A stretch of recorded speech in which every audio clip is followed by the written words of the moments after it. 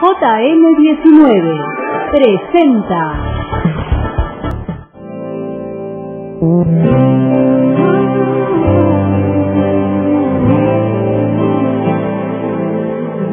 Aquí estoy, Señor, tómame entre tus brazos.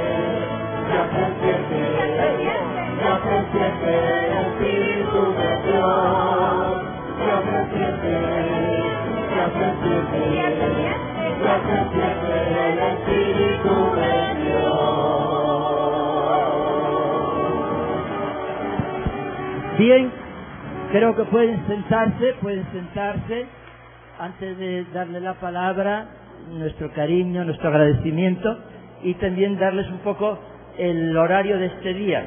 Él va a comenzar a dar su testimonio, habrá luego un pequeño descanso, continuará. Un momentito, ¿se escucha o no se escucha? ¿No se escucha? A ver, ¿se escucha mejor o peor? Mejor.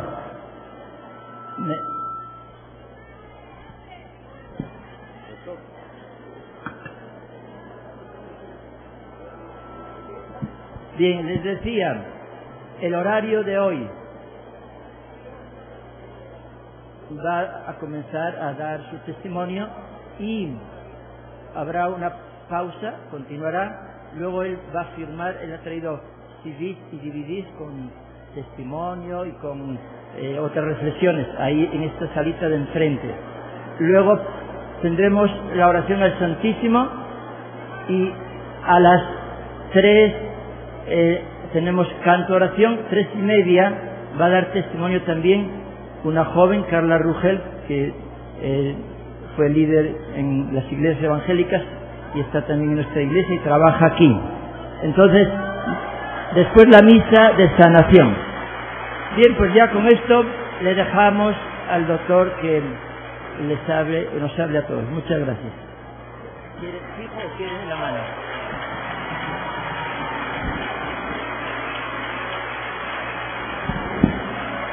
¡Estoy en casa! ¡Alabado sea el Señor! ¡Bendito sea su nombre! Muchas gracias. Hermanos, me toca hacer algo difícil y es resumir un proceso de conversión de 5 largos años en apenas 50 minutos. ¿Cómo lo voy a hacer? Va a ser difícil, así que por lo menos sepan que vamos a hacer un brevísimo resumen. La versión completa de este testimonio, que ha sido de gran bendición para miles y miles de personas, está ya grabado. Cuando terminemos la primera sesión de testimonio y al concluir la segunda, hay un cuarto que han dispuesto, ahí están los DVDs. adquieran esos DVDs de los cuales yo no gano un centavo, no gano nada, porque ese material pertenece a la alianza formativa de la Arquidiócesis de San Juan. Es la forma que tenemos para ayudar a ese ministerio que realizamos de forma gratuita. ¿Estamos claros? Así que, por favor, adquieran ese DVD, hagan un esfuerzo y adquiéranlo.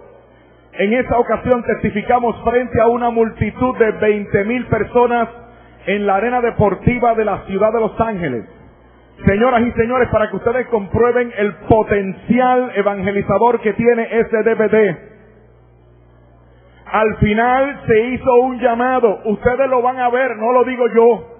Se hizo un llamado a los hermanos no católicos que después de escuchar nuestro testimonio quisieran regresar a la iglesia católica. Señoras y señores, vean con sus propios ojos cómo decenas de hermanos separados descendieron por las gradas y se agruparon frente a aquella plataforma, y ese día regresaron a la iglesia católica más de 100 personas en ese solo evento.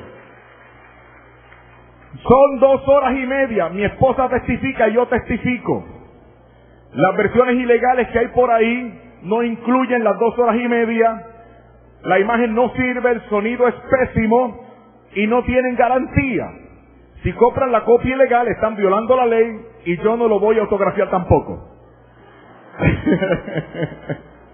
Así que, por favor, adquieran el DVD completo con garantía. Adquiéranlo. Además quedan unos CDs de una plática que ha resultado muy impactante. Es una plática que doy para hacer una comparación entre música católica y música no católica. Hago una comparación para darle a ustedes los criterios de cuáles son las profundísimas, las abismales diferencias entre la música cristiana católica y la música protestante. ¿Me están mirando mal? Güey, ustedes pueden comprar y escuchar lo que les dé la gana, ese es su problema. Yo le respondo al Señor por mi esposa y por mis hijos, pero yo tengo el deber como formador de darle a ustedes los criterios para que vean las diferencias y puedan decidir. Mi único objetivo es que ya yo no vuelva a escuchar a ningún otro católico decir, refiriéndose a los 2 géneros de música, es lo mismo. Cuando yo oigo un católico que refiriéndose a los 2 géneros de música dice, es lo mismo, yo inmediatamente digo, no sabe nada, porque no tiene el mínimo de formación para percibir las profundas diferencias entre los 2 géneros de música. Ustedes simplemente adquieran ese CD y quién sabe, a lo mejor tú eres el primero de miles y miles de personas que no se convence. Recuerda lo que dice San Pablo en su primera carta a los Corintios, todo me es lícito, pero no todo me conviene. Digo, no es malo que una muchacha me diga, ay Fernando, qué ojos lindos tú tienes, cuando tú me miras yo siento tantas cosas lindas. Eso no es malo, pero ¿saben qué? No me conviene. Bueno, así que por favor, al terminar esta sesión, nos encontramos ustedes y yo allá, adquieren el DVD y lo que quede de los cánticos, de la comparación entre música, y nos vemos ustedes y yo allí, ¿les parece? Muy bien. Bueno, debo comenzar con una advertencia. Yo no hablo mal de mis hermanos protestantes. Es más, hasta les concedo la prerrogativa que tienen de creer lo que les dé la gana y de asistir al culto en el que mejor se sientan. El problema no es con ellos, el problema es con ustedes. Porque ustedes y yo no podemos creer lo que nos dé la gana. Y ustedes y yo no podemos ir a otro culto en el cual nos sintamos mejor o nos traten mejor. Porque tú y yo hace tiempo hemos renunciado al Evangelio según San Yo para someternos al Evangelio según Jesucristo. Tú y yo no podemos hacer nuestra propia voluntad. Estamos sometidos a lo que Cristo ha establecido, sus preceptos, su doctrina, porque Él es el Señor. Y esa doctrina y esos preceptos son atendidos por nosotros, sin importar las consecuencias. No importa cómo nos sintamos, si nos conviene o si no nos conviene, o si no lo entendemos de todo. ¿Saben por qué? Como decíamos ayer, porque tú y yo estamos enamorados del Señor. Y como estamos enamorados del Señor, tú y yo lo queremos todo. No nos conformamos con poco, ni siquiera con mucho. Tú y yo lo queremos todo. Por eso no me quedó más remedio que entrar en comunión con la iglesia que lo tiene. Ya ustedes y yo nos estamos entendiendo. Nos estamos entendiendo.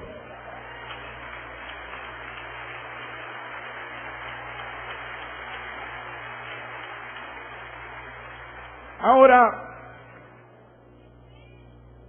¿cómo podemos hacer para resumir esto? Se me ocurre ir al grano, directo, porque ustedes lo que quieren es que yo responda a la pregunta: ¿por qué este tipo se hizo católico? ¿Verdad que sí? Voy al grano, te lo voy a decir ya de una vez. Yo me hice católico porque no tuve otra opción. Llegó el momento que no me podía mirar al espejo, perdí el apetito, no conciliaba el sueño. ¿Por qué me sucedió esto? Porque en determinado momento de mi vida el Señor me trazó un camino que yo jamás había pensado iba a tener que recorrer. El Señor me mostró un camino que me conducía a la plenitud de la fe.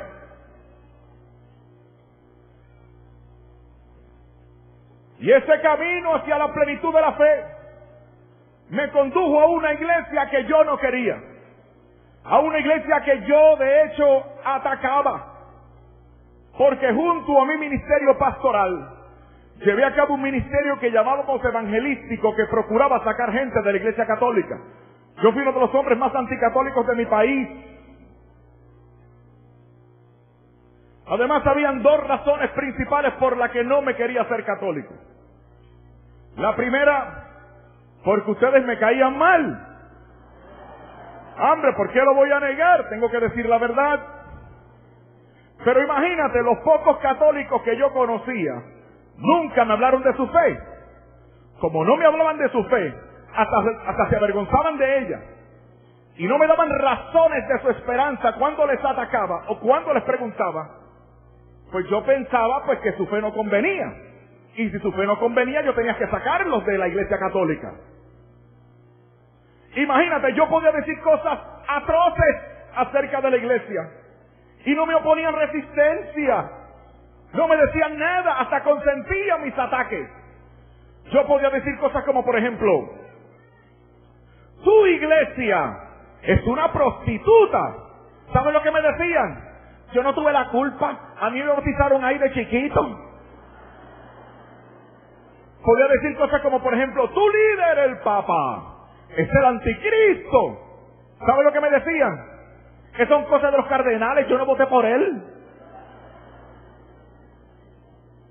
¿Y tú te crees que nos van a tomar en consideración, nos van a respetar, si ni siquiera hemos desarrollado algunos de nosotros ese sano sentido de identidad de lo que somos, de esta benemérita fe que no tiene 100 ni 500 años, sino una fe que resguarda maneras de depósito, la única iglesia que fundó Jesús personalmente hace 2000 años atrás, una iglesia que subsiste de manera especialísima en esta Santa Iglesia Católica.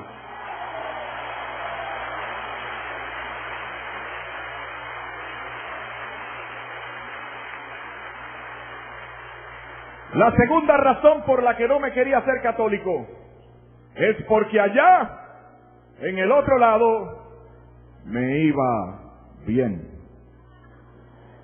Muy bien.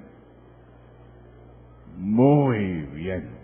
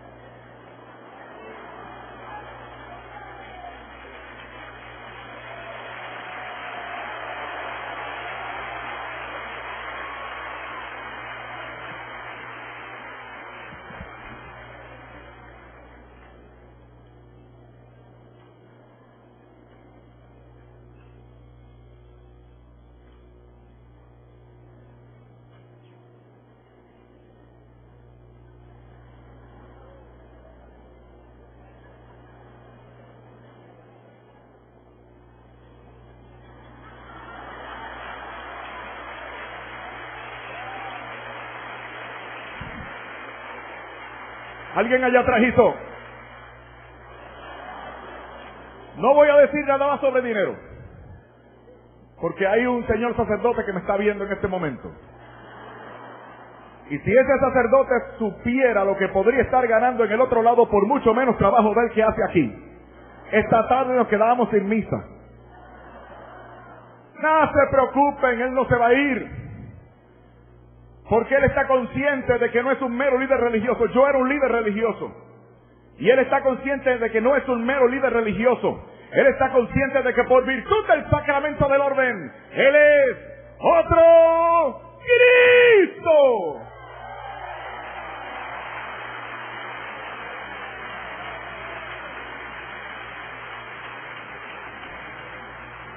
Entonces el Señor se sirvió de ciertas crisis que me fueron forzando a reconocer esta verdad.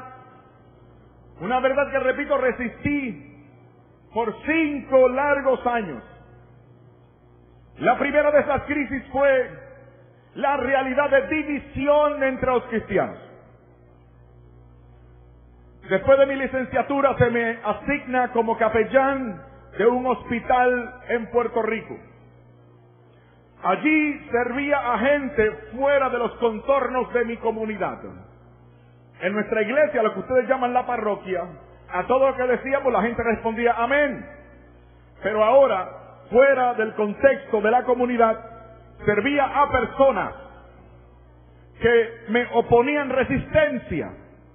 Y la razón por la que oponían resistencia a mi mensaje era porque estaban confundidos. Porque habían otras personas de otras iglesias muy bien intencionados, que se basaban en la misma Biblia, decían estar inspirados por el mismo Espíritu Santo que yo. Sin embargo, estábamos irremediablemente divididos. No nos poníamos de acuerdo incluso en cosas medulares e importantísimas acerca de la fe.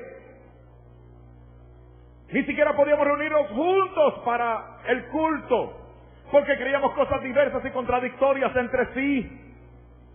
Podía visitar a un enfermo y me decía, está bien, pastor, esa es su versión de esos textos, pero casualmente el testigo de Jehová que se acaba de ir de aquí hace 20 minutos tiene una opinión distinta. Les daré un ejemplo. Servía una hermana que me cayó muy bien. Era una hermana evangélica luterana. Había estado alejada de su iglesia durante un tiempo. Por un parto difícil se recluyó durante algunos días y yo aproveché.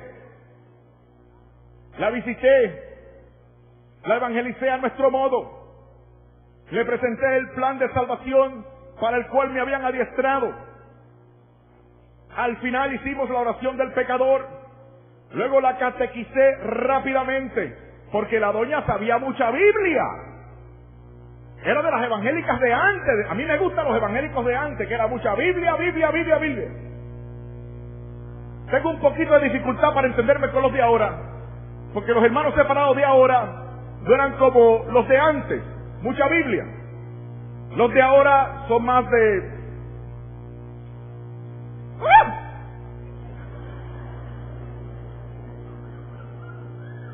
Y con eso es un poquito más difícil de tratar.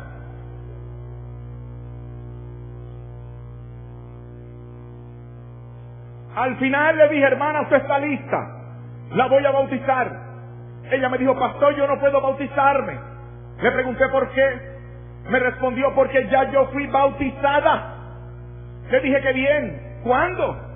Ella me dijo que había sido bautizada a los 6 meses de edad. Y le dije, hermana, ¿qué problema? Ese bautismo no es válido, porque tiene que ser de adulta y por inmersión. Ella me respondió, pastor, el problema no tiene usted, porque a mí me bautizaron en una iglesia luterana más antigua que la suya, fundada por el iniciador de la Reforma Protestante, Martín Lutero. Y en mi iglesia luterana, al igual que las principales y más antiguas denominaciones protestantes, se bautizan los bebés. ¿A que ustedes no lo sabían?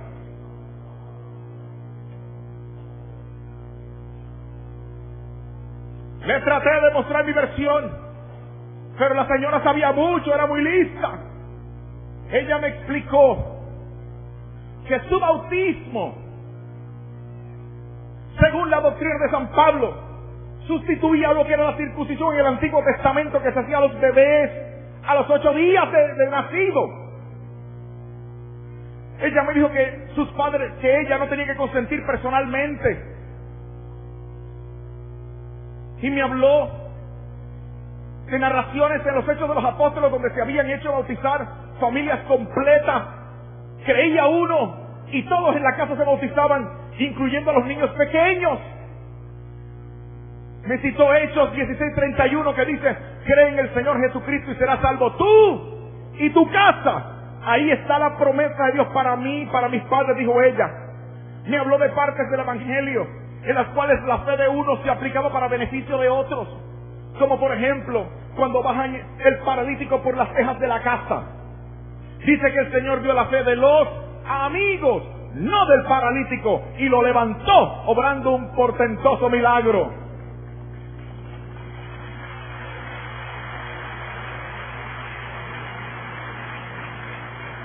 Ella me dijo que su bautismo era un baño de regeneración según Romanos capítulo 6, por virtud del cual ella era salva. A mí eso me escandalizó y la cuestioné: pero hermana, ¿cómo es eso que el bautismo salva? Ella me dijo: ¿no lo ha visto usted, pastor, en la Biblia? Primero de Pedro capítulo 3 versículo 21 dice: el bautismo ahora os salva. O sea, la doña tenía textos bíblicos para contradecirme a mí. Y yo tenía los míos también, no se crean. Pero una vez más, la palabra de unos contra la de otros. Comencé a notar también la relativización de la fe, el desinterés de algunos. Estaban confundidos. No había un criterio certero. Y relativizaban: ¿qué más da? No importa. Pero era importante. Porque el Señor hablaba de una verdad, hablaba de una iglesia, hablaba de una doctrina, hablaba de una forma de creer.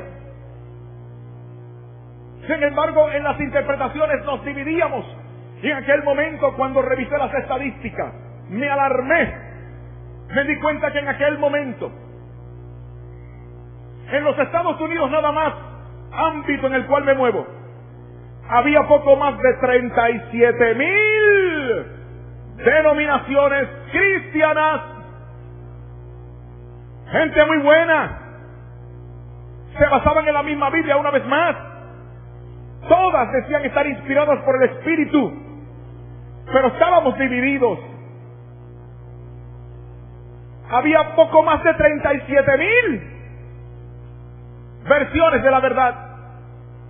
Yo quería ser un buen pastor.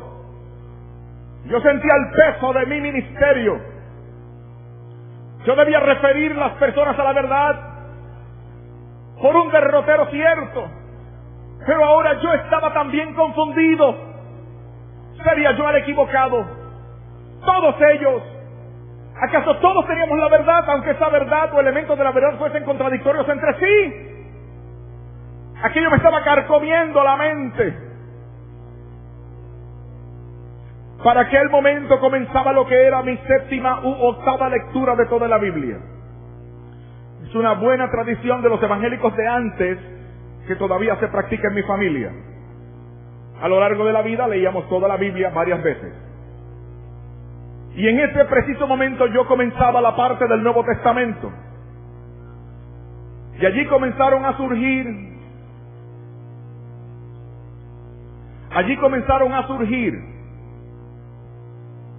algunos textos bíblicos que emergían y me anunciaban la intención de Jesús.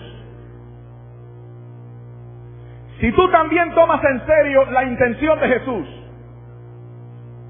si en tu vida Jesucristo es el centro y no tú mismo, tú me vas a entender en esta mañana y tú me vas a comprender.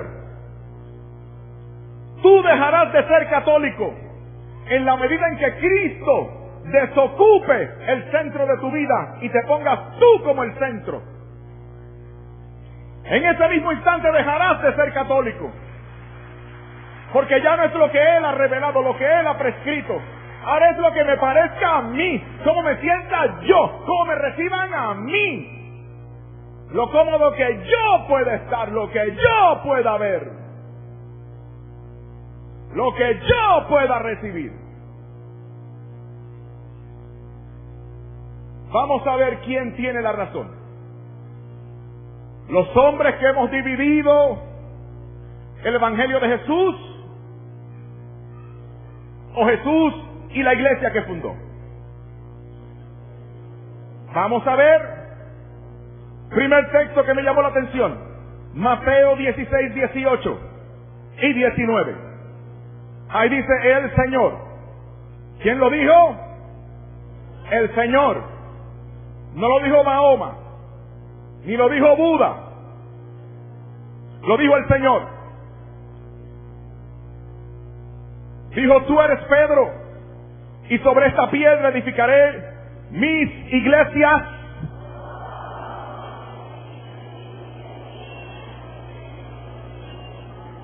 ¿Lo dije mal? ¿Metí la pata? Gracias, hermano, por la corrección fraterna. Son ustedes muy amables.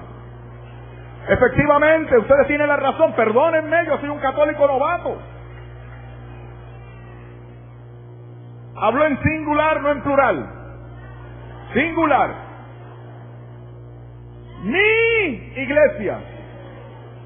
Y lo lindo viene ahora. Y las puertas del infierno no prevalecerán contra la iglesia. O sea, la iglesia siempre ha sido, la iglesia nunca ha dejado de ser. Ay, ay, ay. Si alguien dice que la iglesia desapareció en el siglo IV,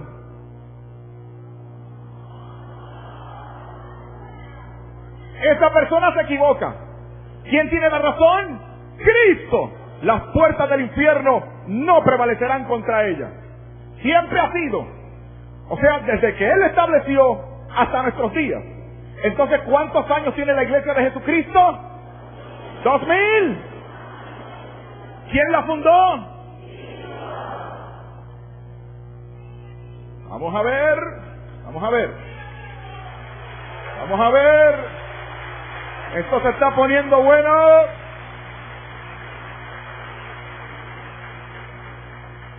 San Juan 10:16 dice el Señor: yo llamaré otras ovejas que no son de este rebaño. O sea, ovejas que no son judías. ¿Quiénes somos esas ovejas que no somos judías? Está hablando de nosotros. De manera que habrá un solo redil con un solo pastor, una sola y única iglesia. Ahora vamos entendiendo al apóstol San Pablo cuando en 1 Corintios capítulo 12 versículo 13 dice que hemos sido bautizados en un mismo espíritu para conformar un solo cuerpo. Es la unidad del espíritu de la que habla San Pablo una vez más en Efesios capítulo 4. Mira cómo comienza el primer versículo del capítulo 4 de Efesios. Dice el obispo San Pablo: hermanos, os conjuro. Mira cómo habla San Pablo. Si San Pablo fuese un católico light, ¿cómo hubiese escrito? Hermanos, con el permiso, perdonen que les moleste, pero si ustedes sienten permanecer unidos. ¿Fue eso lo que dijo el apóstol? Os conjuro a que permanezcáis solícitos en la unidad del Espíritu. ¿Y cómo es esa unidad? Sigue los versículos 2 y 3. Un solo cuerpo, una sola fe, un solo bautismo, en un mismo Espíritu. Y la pregunta es: ¿para qué? El apóstol explica ahora en el versículo 14. Dice: para que no seáis ya niños llevados a la deriva por cualquier viento de doctrina, a la merced de embaucadores que conducen al error. Cualquier similitud con la realidad es pura coincidencia.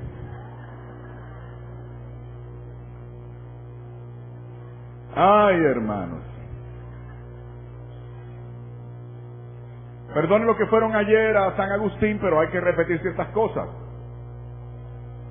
Evangelio según San Juan, capítulos 14, 15 y 16. Dice el Señor. ¿Quién lo dijo? ¿El Señor miente? ¿El Señor siempre dice la verdad? Porque Él no se equivoca. Muy bien. En estos 3 capítulos hay 7 versículos que nos describen al Espíritu Santo. Es una promesa de Jesús. Los voy a parafrasear. Luego los buscan en sus casas. Tienen tarea. Vean en sus casas esos 7 versículos. Los voy a parafrasear.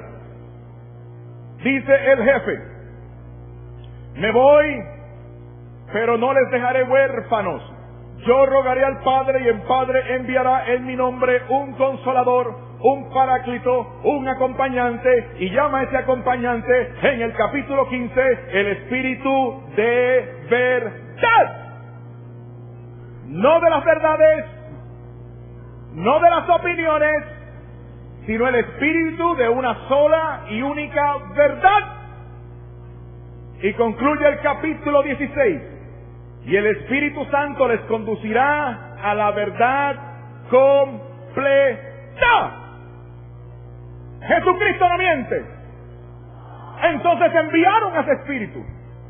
Y ese Espíritu necesariamente ha tenido que acompañar a esa sola y única iglesia durante los pasados 2000 años.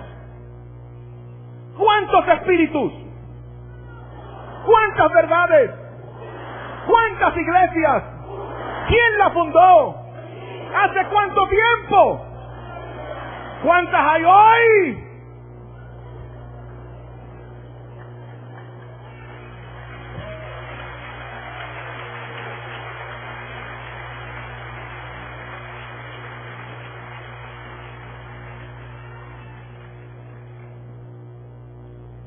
San Juan capítulo 17. A ver si concluyo con esta primera crisis. Versículo del 18 en adelante. Dice el Señor: Padre, no ruego solo por estos, sino por los que creerán por la palabra de estos. ¿Quiénes somos los que vamos a creer por la palabra de esos apóstoles? Está hablando de nosotros. Hermanos, pongan atención, porque estamos hablando de algunos de los versículos más importantes de toda la Biblia. Estamos hablando de una conversación entre la segunda persona de la Santísima Trinidad y la primera persona de la Santísima Trinidad. Esta es una conversación dentro del ser de Dios. De manera que si tú quieres saber lo que el Señor ha establecido en su pensamiento acerca de la iglesia, tú debes tomar estos versículos en consideración. Por eso, vuelvo a repetir: Padre, no ruego solo por estos, sino por los que creerán por la palabra de estos, para que todos sean 37,000 como tú, Padre. Me equivoqué otra vez. Volví a meter la pata. Porque no son 37,000. Ok, volvamos de nuevo. Para que todos sean uno. Como tú, Padre, en mí y yo en ti. Que ellos sean perfectamente uno en nosotros. Ahora llegó el momento. Para que el mundo crea que tú me has enviado. El Señor está estableciendo el criterio de visibilidad. Es una iglesia visible. Y es necesario que esta iglesia permanezca unida y visible para que el mundo pueda creer. Así lo ha dicho el Señor. O sea, el mundo allá afuera, los que no tienen ojos espirituales, deben ver, constatar, probar la unidad del cuerpo de Cristo para poder creer y salvarse.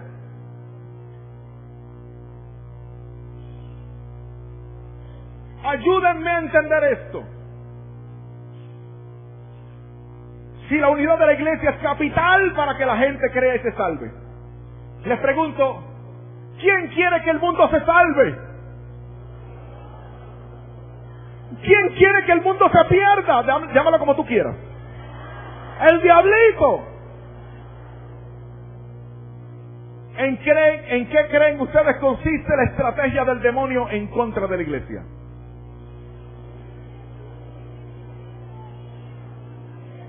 ¿Le vamos a hacer el jueguito al diablo?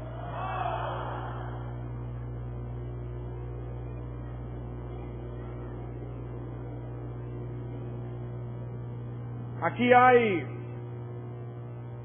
algunas personas que están pensando en irse. Sí, lo hay. Ellos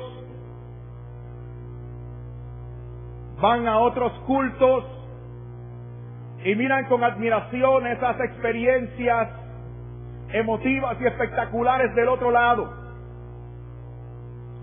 Y ellos están pensando en irse, entre otras cosas, porque la misa no les llega. La misa no tiene sentido para ellos. La misa no es espectacular ni vibrante, les aburre.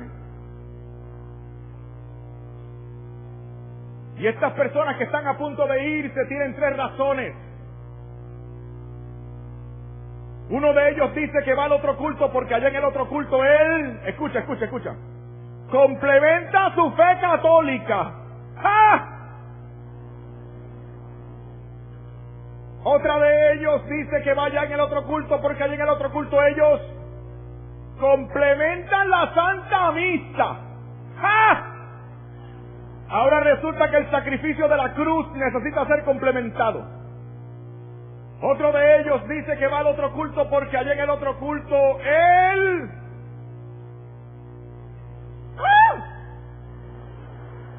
siente.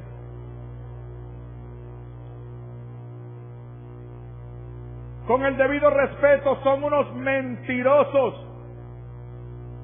Vete a la iglesia que te dé la gana y observa el culto que tú quieras, pero di la verdad. No seas hipócrita, di la verdad. Digan por qué van al otro culto. ¿Saben ustedes por qué van al otro culto? Porque ellos quieren ser entretenidos. Pero yo tengo noticias para ellos en esta mañana, escucha bien. El Señor Jesús no se inventó la Santa Misa para entretenerte. El Señor Jesús se inventó la Santa Misa para salvarte.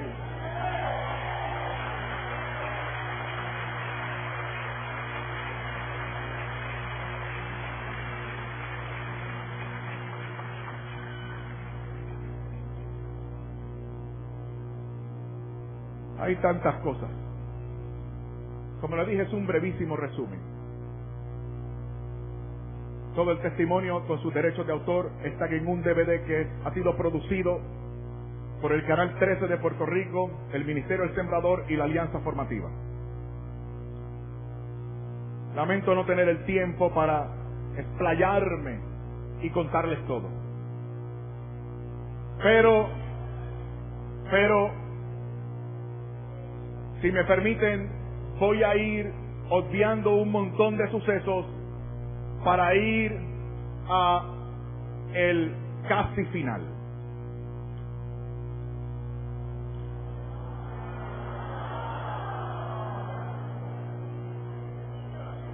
Es que ustedes están enamorados. ¿Ustedes lo quieren? Me caen bien. Me caen bien. Me caen muy bien.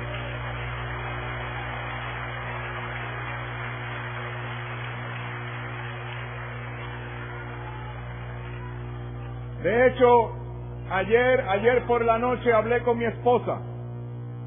Mi esposa me dejó venir aquí con mucha preocupación, porque a ella le han dicho que aquí en este país las peruanas son muy guapas.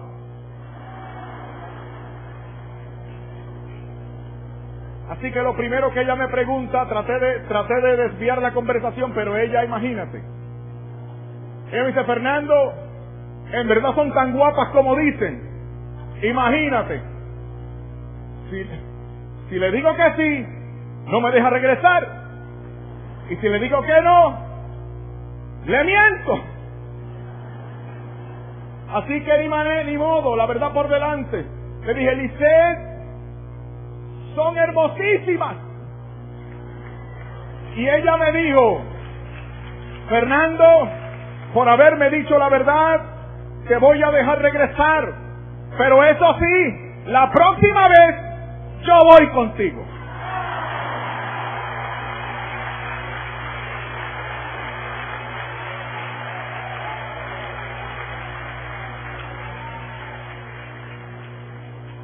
Habitación doble, una sola cama.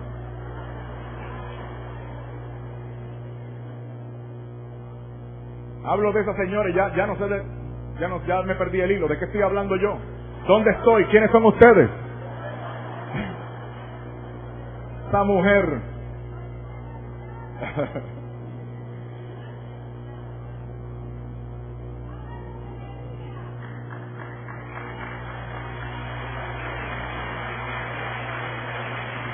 De Santa María en la segunda parte. Ahora, si me permite, tengo poco tiempo, voy entonces al casi final. Al final, porque hermanos, escuchen bien. Cada vez que yo me parecía encontrar una puerta de salida para no hacerme católico, del otro lado de la puerta me encontraba con la verdad católica más grande, más deslumbrante y más hermosa. Así que, pero yo no quería hacerme católico. En ese momento descubrí algo que me dio mucho coraje con ustedes. En ese momento descubrí que el Señor, San Juan capítulo 20, versículos 22 y 23, que el Señor había dado poder a sus verdaderos ministros para que en su nombre perdonen pecados. Y yo no tenía ese poder.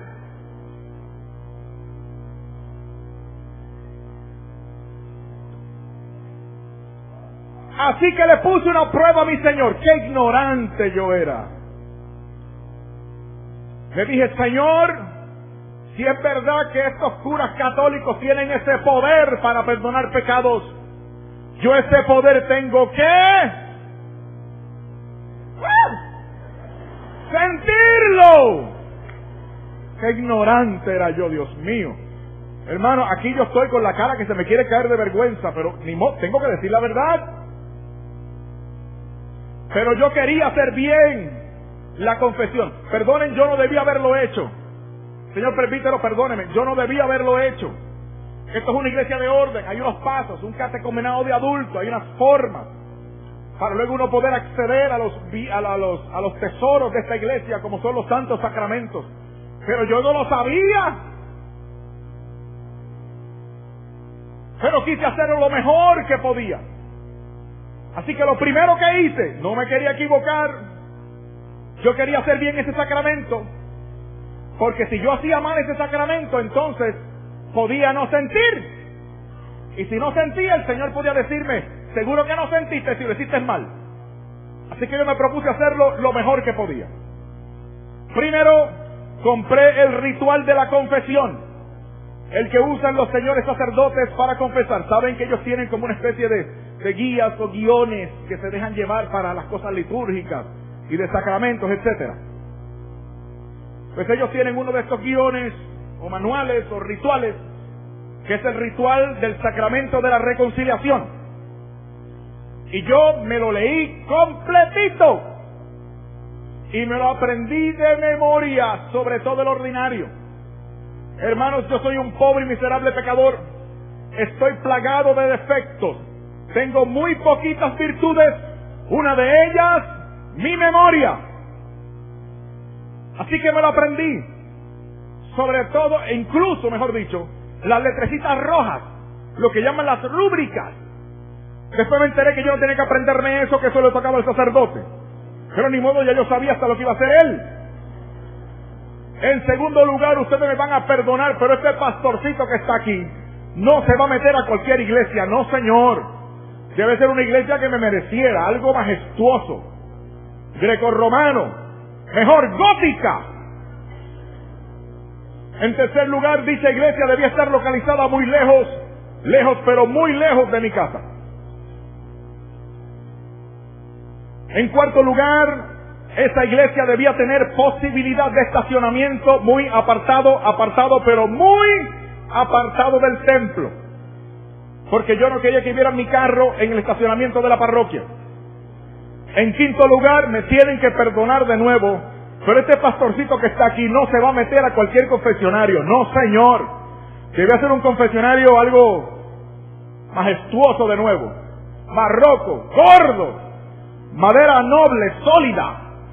Que no salieran ni los murmullos de aquel confesionario.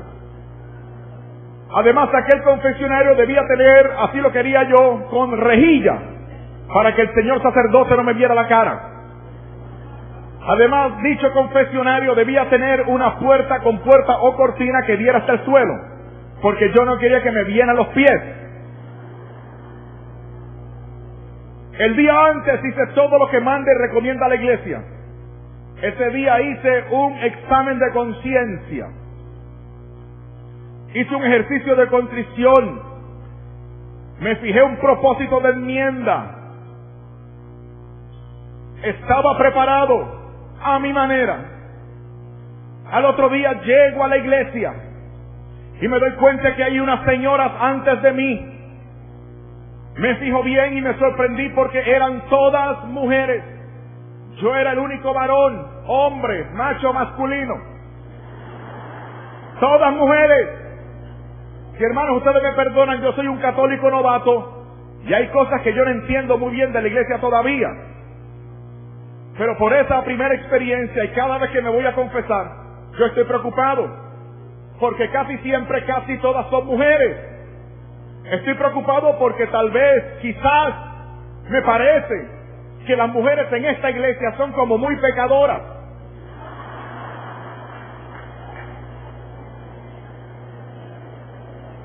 No. Es que los hombres son santos. ¿Alguien podría explicarme, por favor? No entiendo. ¿Me explican en el intermedio? Ok. Llega mi turno, me meto al confesionario. Cierro la cortina, escondo los pies. No hay problema, lo sé todo de memoria.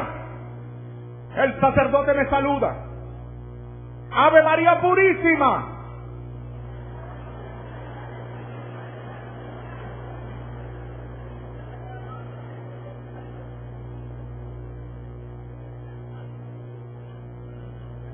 Vuelve de nuevo.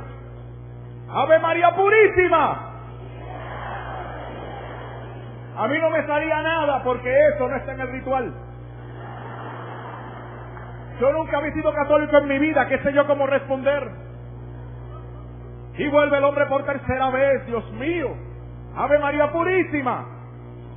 Y se me sale para afuera, estoy entre la espada y la pared, y se me sale para afuera el pentecostalismo mío de toda la vida. Y le respondí, amén. El hombre vuelve, Ave María Purísima. Y yo le dije, pues gloria a Dios, aleluya. Sí, ríanse, para ustedes es fácil, ¿no? Ríanse ahora. Él me dijo, hijo, tú como que hace tiempo no te confiesas, ¿verdad? Ay, padre. Me ayudó el buen hombre y comencé a declarar mi vida. Mis pecados, todos mis pecados. Aquello fue una confesión larga. Aquellas pobres viejitas se quedaron sin confesar. Total. Ahí me dicen algunos amigos míos sacerdotes que ya van a confesar los pecados de los maridos. Y aquel era mi día de encuentro con Dios. Al final me declaré culpable. Fue entonces que escuché las palabras que transformaron mi vida y las palabras que me han traído aquí frente a ustedes el día de hoy.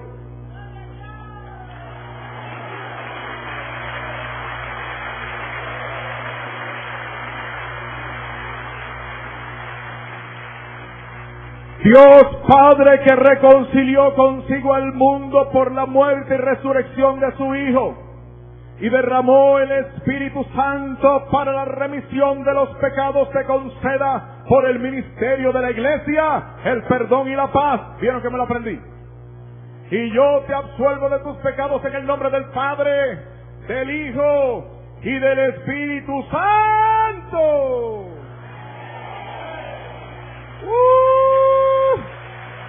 ¡Ay, ay, ay!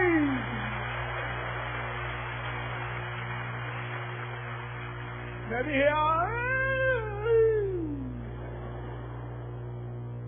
¿Cómo dijiste, hijo? ¡Ay! Mi hijo, ¿estás bien? Sí.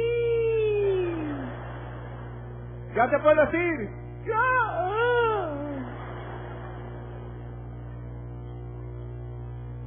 ¿Recuerdan que yo quería sentir bonito? ¿Lo recuerdan?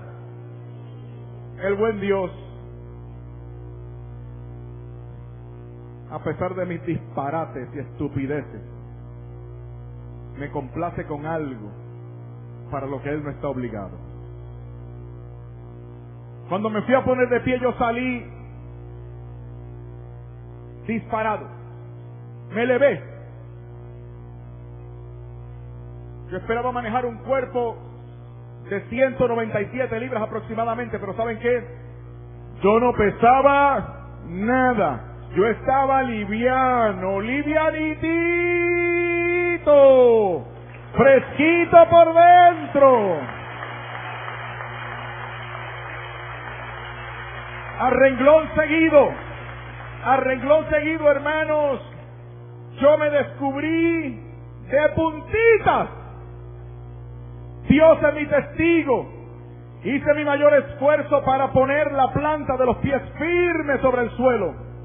Pero yo no podía, hermanos, porque a mí me alaron hacia arriba. Y después me doy cuenta que no soy capaz de coordinar los movimientos de mi propio cuerpo. Y ahora me descubro caminando de forma errática.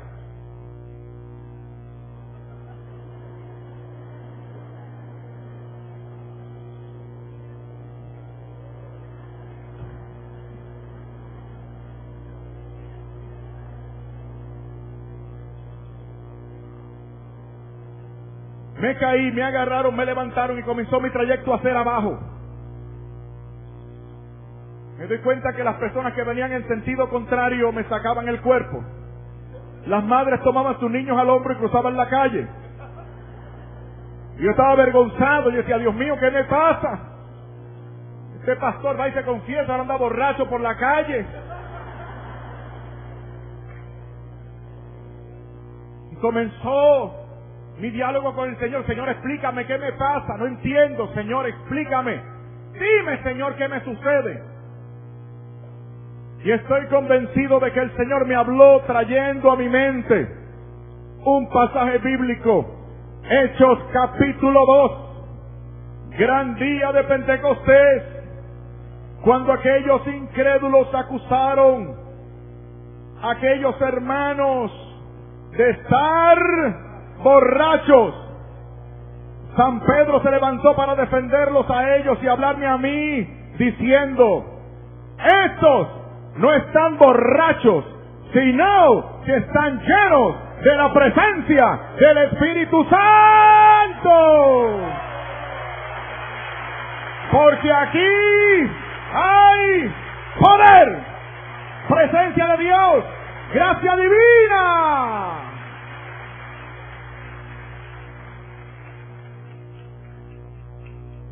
Primera conclusión. Por lo antes expuesto y por muchísimas razones más, concluyo. La primera parte, concluyo la primera parte. No hay excusa para irse de la Iglesia Católica.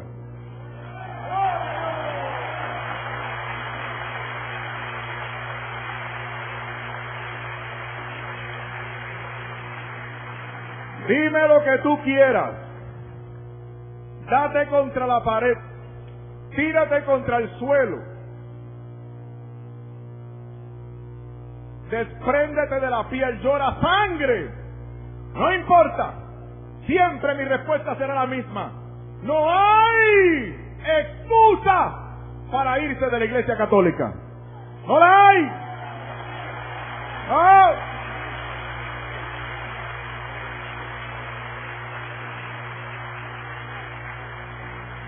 Ayer le hablaba a mis hermanos en el Colegio San Agustín de un acontecimiento hace algunos meses que estremeció mi corazón.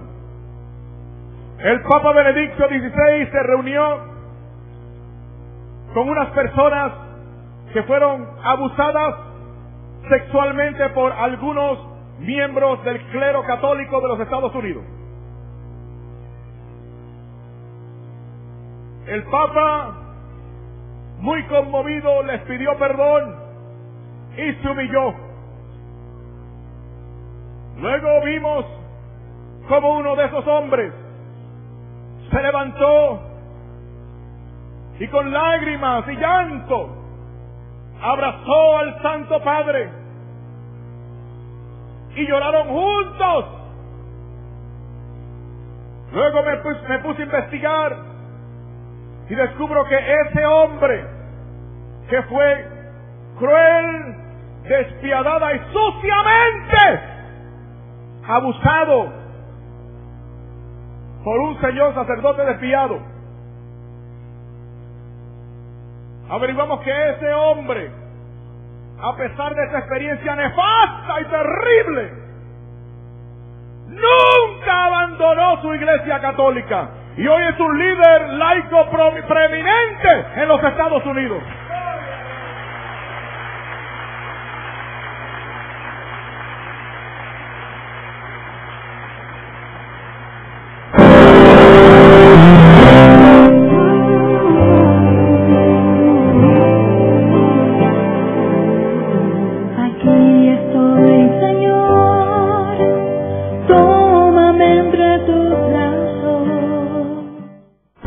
JM19 sigue premiando tu colaboración. Continúa depositando